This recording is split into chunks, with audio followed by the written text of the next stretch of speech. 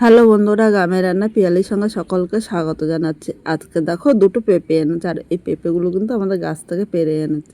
পেঁপেগুলো একদম কচি। পেঁপের আজকে নিরামিষ রান্না করবো অল্প তেল মশলায়, আর এই গরমে অল্প তেল মশলা পেঁপের এই রান্নাটা কিন্তু দুর্দান্ত লাগবে।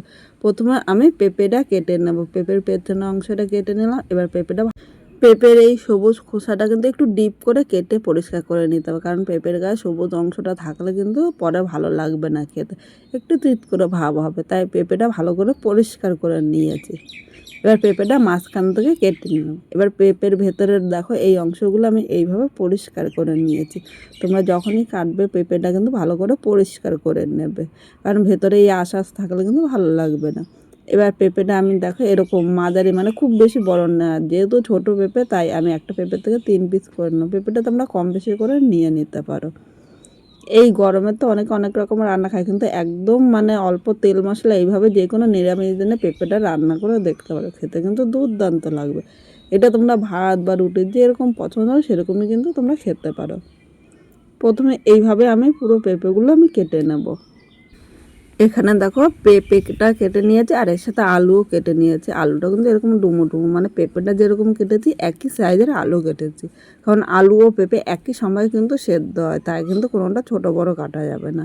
এবার আলু ও পেঁপেটা আমি পরিষ্কার জল দিয়ে ধুয়ে নিয়ে আসছি। এবার এখানে আমি একটা মশলা, মানে এখানে দেখো পাকা লঙ্কা নিয়েছি 4টা। আজকে কিন্তু কোনো গুঁড়ো লঙ্কা আমি ব্যবহার করব না, তোমরা ঝাল যেরকম খাবে সেই হিসাবে নেবে। এখানে আমি 4টে লঙ্কা নিয়েছি, যেহেতু শুধু লঙ্কা বাটবো তাই কিন্তু আমি বাটায় মশলাটা করে নিলাম। পাটায় দেখো একদম মিহি করে মশলাটা করেছে, আর পাটায় যতটা মিহি হয় মিক্সারে কিন্তু ততটা মিহি হবে না। এখন এই মশলাটা একটা পাত্রের মধ্যে তুলে নিলাম।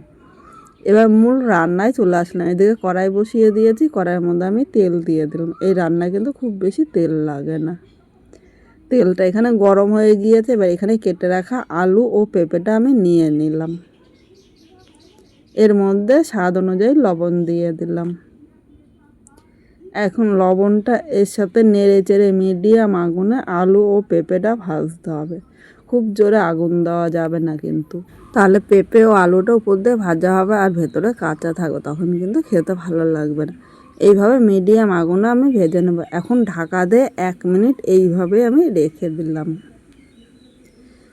1 মিনিট পর আমি ঢাকনিটা তুলে নিয়েছি, আর মাঝে কিন্তু একবার আমি পেঁপে ও আলুটা নেড়ে চেড়ে নিয়েছিলাম। এখানে দেখো পেঁপে ও আলুটা কিন্তু হালকা লাল করে ভেজে নিয়েছি। এবার এখানে আমি হলুদ নিয়ে নিলাম। হলুদটা এর সাথে নেড়ে চেড়ে মিশিয়ে আরও 1 থেকে 2 মিনিট ভেজে নেবো, তাহলে পেঁপে ও আলু ভাজার কালারটা সুন্দর হবে। এখানে আলু পেঁপেটা দেখো লাল করে ভেজে নিয়েছে, আর এর থেকে কিন্তু বেশি ভাজবো না। এবার আলু পেঁপেটা আমি তুলে নিলাম। আমার মনে হচ্ছে এভাবে তুলে নিলে সুবিধা হয়। তোমাদের কাছে যদি সময় কম থাকে তাহলে আলু পেঁপেটা এক সাইড করেও কিন্তু নিতে পারো, কিন্তু এইভাবে রাখলে কিন্তু পোড়া লেগে যেতে পারে, তাই আমি আলু পেঁপেটা তুলে নিলাম।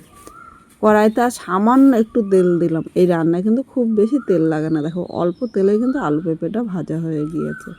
এবার এখানে একটা শুকনো লঙ্কা সম্বাদ দিলাম ও 2টো তেজপাতা নিয়েছি।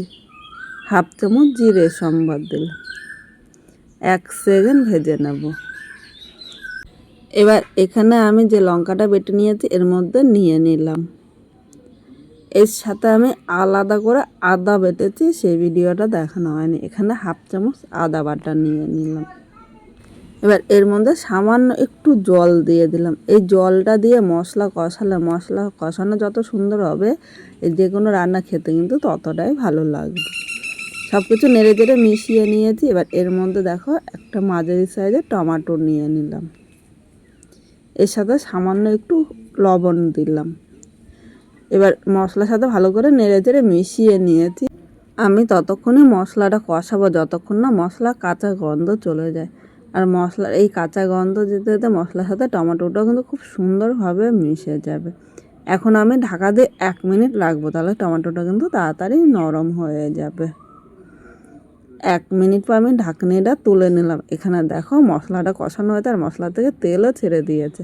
আবার একটু নেড়ে চেড়ে নিলাম, আর টমেটোটা দেখো খুব সুন্দরভাবে কিন্তু মিশেছে। এবার এর মধ্যে আবার একটু সামান্য জল নিয়ে নিলাম, নাহলে কিন্তু মশলাটা নিচে দিয়ে ধরে যেতে পারে, আর নিচে দিয়ে ধরে গেলে খেতে একদম ভালো লাগবে না। এবার মশলার সাথে ভালো করে নেড়ে চেড়ে মিশিয়ে নিয়েছি। এবার এর মধ্যে আমি একে একে গুঁড়ো মশলা নিয়ে নেব। হাফ চামচ জিরের গুঁড়ো নিয়েছি। যতটা জিরের গুঁড়ো নিলাম তার হাফ আমি ধনিয়ার গুঁড়ো দিলাম। প্রয়োজন মতো হলুদ নিয়ে নিলাম ও স্বাদ অনুযায়ী লবণ নিয়েছি।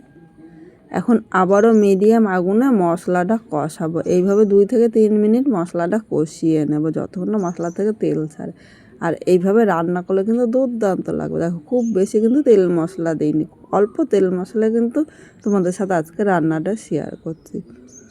এদিকে দেখো মশলাটা কষানো হয়েছে আর মশলার থেকে তেলও ছেড়ে দিয়েছে। এবার এখানে ভেজে রাখা পেঁপে ও আলুটা নিয়ে নিলাম। মশলার সাথে নেড়ে চেড়ে মিশিয়ে আরও কিছুক্ষণ কষিয়ে নেব। দেখো এইভাবে অল্প অল্প করে মশলা কষালে যে কোনো রান্না কিন্তু ততটাই টেস্টি হবে। এখানে আমি 2 মিনিট পেঁপে আলুর সাথে মশলাটা কষিয়ে নিয়েছি, আর এর থেকে বেশি কষানোর দরকার নেই। এবার এর মধ্যে আমি গরম জল দিয়ে দিলাম। অবশ্য তোমরা চেষ্টা করবে একটু গরম জল নিতে। গরম জল নিলে ঝোলটা তাড়াতাড়ি ফুটবে, আলু ও পেঁপেটা কিন্তু সেদ্ধ হবে আর খেতেও ভালো লাগবে। ঠান্ডা জল নিলে কিন্তু ঝোলটা ফুটতে দেরি হবে, আলু ও পেঁপেটা শক্ত থাকবে, তখন খেতে ভালো লাগবে না। এখানে সব কিছু নেড়ে চেড়ে মিশিয়ে নিয়েছি। আর এই জায়গায় দেখো আলু ও পেঁপেটা কিন্তু সেদ্ধ হয়ে গিয়েছে, তাই খুব বেশি জল নিন, যেরকম ঝোল রাখবো সেই হিসাবে আমি কিন্তু নিয়েছি। এবার আমি ঝোলটা ভালো করে ফুটিয়ে নেব। বন্ধুরা এখানে দেখো ঝোলটা কিন্তু ফুটে উঠেছে আর পেঁপে আলুর ঝোলটা কিন্তু হয়ে গিয়েছে। এখানে দেখো আলুটা কিন্তু একদম সেদ্ধ হয়ে গিয়েছে। এবার এর মধ্যে আমি গরম মশলা নিয়ে নিলাম, বড় চামচের হাফ চামচের একটু কম নিয়েছি।